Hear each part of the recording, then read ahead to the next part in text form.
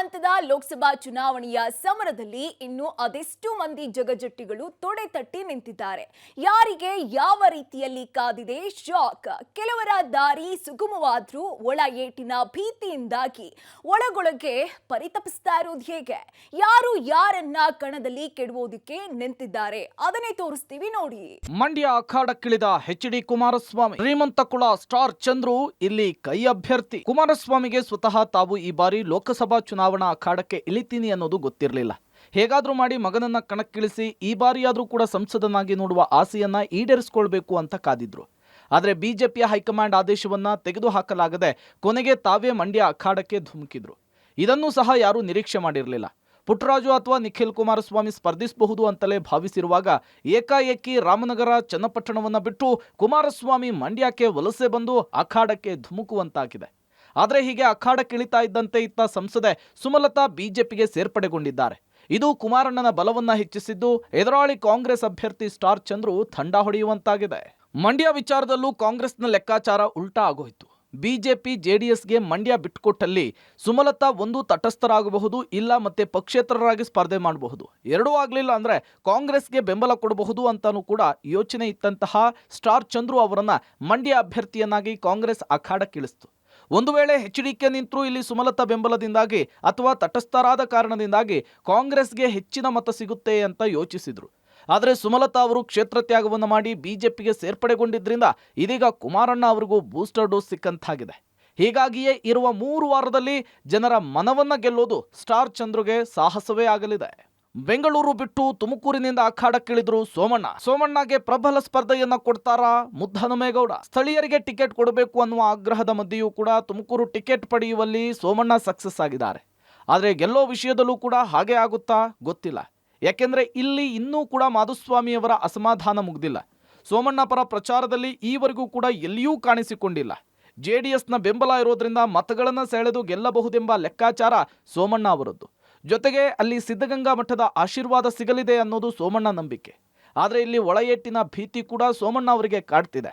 ಕಳೆದ ಬಾರಿಯ ವಿಧಾನಸಭಾ ಚುನಾವಣೆಯಲ್ಲಿ ಸೋಮಣ್ಣ 2 ಕಡೆ ಸೋಲೋದಕ್ಕೆ ಕಾರಣವೇ ಈ ಒಳಏಟು.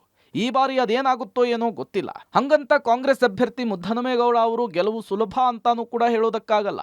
ಸದ್ಯ ಅಲ್ಲಿ 2 ಸಚಿವರು ಮುದ್ದಹನುಮೇಗೌಡರ ಪರ ನಿಂತು ಗೆಲುವಿಗೆ ಶ್ರಮಿಸ್ತಾ ಇದ್ದಾರೆ ನಿಜ. ಜೊತೆಗೆ ಕಾಂಗ್ರೆಸ್ ಆಪರೇಷನ್ ಹಸ್ತ ಕೂಡ ಮುಂದುವರೆಸಿದೆ. ಕಳೆದ ಬಾರಿ ಸೋತಿದ್ದ ತುಮಕೂರು ನಗರ ವಿಧಾನಸಭಾ ಕ್ಷೇತ್ರದ ಜೆಡಿಎಸ್ನ ಪರಾಜಿತ ಅಭ್ಯರ್ಥಿ ಗೋವಿಂದರಾಜು ಕಾಂಗ್ರೆಸ್ಗೆ ಸೇರ್ಪಡೆಗೊಂಡಿದ್ದಾರೆ.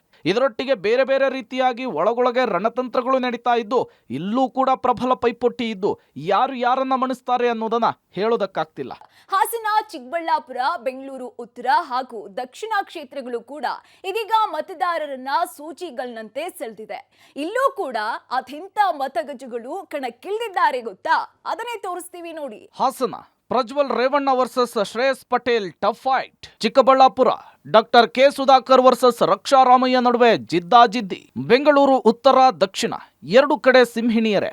ಗೆಲುವು ಯಾರಿಗೆ? ಹಾಸನದಲ್ಲಿ ಪ್ರಜ್ವಲ್ ರೇವಣ್ಣ ಮೈತ್ರಿ ಅಭ್ಯರ್ಥಿ ಆದ್ರೂ ಪ್ರೀತಂ ಗೌಡ ಅವರ ಮುನಿಸು ಈ ಬಾರಿ ಅದೇನು ಮಾಡಲಿದೆಯೋ ಏನೋ ಗೊತ್ತಿಲ್ಲ.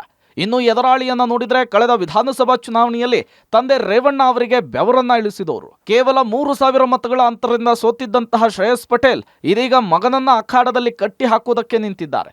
ಹಾಗಾಗಿಯೇ ಈ 2 ಪೈಕಿ ಯಾರು ಗೆಲ್ತಾರೆ ಅನ್ನುವ ಕುತೂಹಲ ಹೆಚ್ಚಾಗಿದೆ. ಇನ್ನು ಚಿಕ್ಕಬಳ್ಳಾಪುರದ ಕಡೆ ನೋಡಿದ್ರೆ ಅಲ್ಲಿ ಕಳೆದ ಬಾರಿ ಸಚಿವರಾಗಿದ್ದುಕೊಂಡು ಕ್ಷೇತ್ರದಲ್ಲಿ ಸೋತ ಮಾಜಿ ಸಚಿವ ಸುಧಾಕರ್ ಅವರು ಮತ್ತೊಮ್ಮೆ ಅಗ್ನಿ ಪರೀಕ್ಷೆಗೆ ಮುಂದಾಗಿದ್ದಾರೆ. ಇನ್ನು ಇವರಿಗೆ ಎದುರಾಳಿಯಾಗಿರೋದು ಕಾಂಗ್ರೆಸ್ನ ರಕ್ಷಾರಾಮಯ್ಯ. ಕಾಂಗ್ರೆಸ್ನ ಗ್ಯಾರಂಟಿಗಳನ್ನೇ ಮೆಚ್ಚಿಕೊಂಡು ಕಣಕ್ಕಿಳಿದಿರೋದು ಇಲ್ಲೂ ಕೂಡ ಸಚಿವರ ಬೆನ್ನಿಗೆ ನಿಂತಿದ್ದಾರೆ. ಕಳೆದ ಚುನಾವಣೆಯಲ್ಲಿ ಸೋತ ಅಭ್ಯರ್ಥಿ ಹಾಗೂ ಆಡಳಿತದಲ್ಲಿರುವ ಕಾಂಗ್ರೆಸ್ನ ಅಭ್ಯರ್ಥಿಯ ನಡುವೆ ಜಿದ್ದಾಜಿದ್ದಿನ ಕಣ ಏರ್ಪಾಡಾಗಿದೆ. ಇಲ್ಲಿ ಸುಧಾಕರ್ ಒಳಏಟಿನಿಂದ ತಪ್ಪಿಸಿಕೊಂಡ್ರೆ ಮಾತ್ರ ಗೆಲುವು ಸಲೀಸು ಅಂತ ಹೇಳಲಾಗ್ತಾ ಇದೆ. ಅದೇ ರೀತಿ ಬೆಂಗಳೂರು ಉತ್ತರದಲ್ಲಿ ಶೋಭಾ ಕರಂದ್ಲಾಜೆ ಅಖಾಡಕ್ಕಿಳಿದಿದ್ದಾರೆ. ಉಡುಪಿ, ಚಿಕ್ಕಮಗಳೂರಿನಿಂದ ಇಲ್ಲಿಗೆ ಶಿಫ್ಟ್ ಆಗಿದ್ದಾರೆ.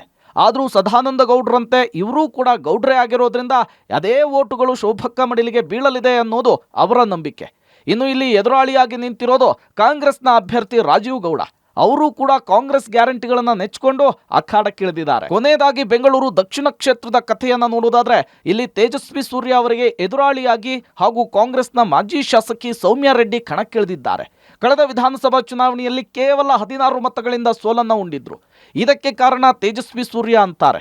ಈಗ ಅದರ ಸೇಡನ್ನು ತೀರಿಸಿಕೊಳ್ಳೋದಕ್ಕೆ ತೇಜಸ್ವಿಯನ್ನ ಸೋಲಿಸುವುದಕ್ಕೆ ಪಣ ತೊಟ್ಟಿದ್ದಾರೆ ಸೌಮ್ಯ ರೆಡ್ಡಿ. ಆದರೆ ಬೆಂಗಳೂರು ದಕ್ಷಿಣ ಬಿಜೆಪಿಯ ಭದ್ರಕೋಟೆಯಾಗಿದ್ದು ಸೌಮ್ಯ ರೆಡ್ಡಿ ಇಲ್ಲಿ ಭಾರೀ ಶ್ರಮ ಪಡಬೇಕು ಅಂತ ಹೇಳಲಾಗ್ತಿದೆ. ನೋಡಿದ್ರಲ್ಲ ವೀಕ್ಷಕರೇ,